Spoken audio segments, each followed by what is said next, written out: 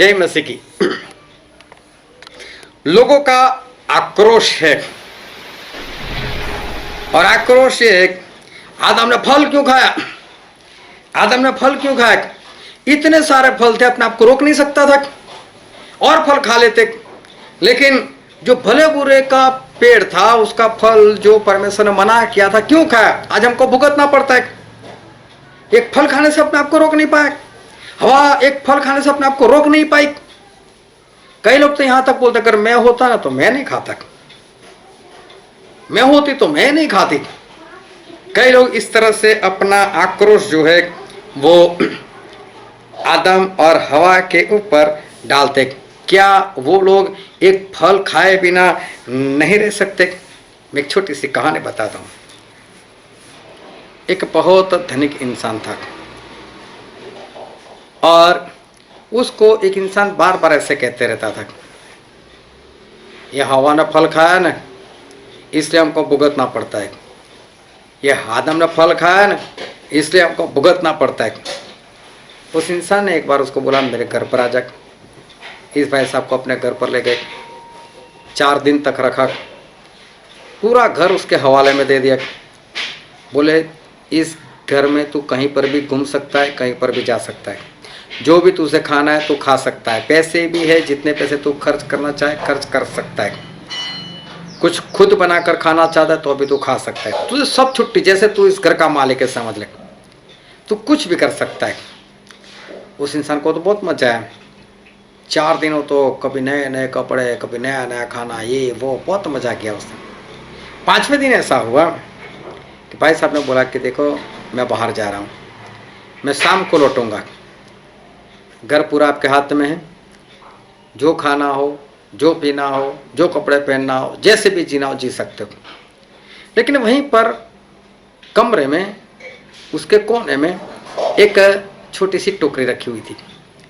बोला, इस टोकरी को हाथ मत लगाना, बस इस टोकरी को कुछ भी मत करना, बाकी तुझे जो करना है तो कर सकता है। अब वो भाई साहब तो कहकर चले गए कि मैं शाम को आऊँगा। अब ये भाई साहब के मन के अंदर वो बात घुस गई, सब कुछ तो इसने दिया, सोना चांदी, पैसा, कपड़े, खाना, ये वो सब कुछ, टोकरी में ऐसा क्या है? टोकरी में ऐसा क्या है? बार बार उसकी निगाह वहीं पर जाती, टोकरी में क्या है? बार बार दोपहर हुई, अभी अपने आप को रोक नहीं पाया, देखने तो मुझे कौन सा खाना है, मुझे कौन सी चीज चुरानी है, देख तो लू है वहां पर क्या, मुझे कहाँ कुछ गायब करना है यहाँ पर। तो उसने जैसे ही टोकरी उठाकर देखना चाहा, एक छोटी सी चूही थी, भाग गई वहां से।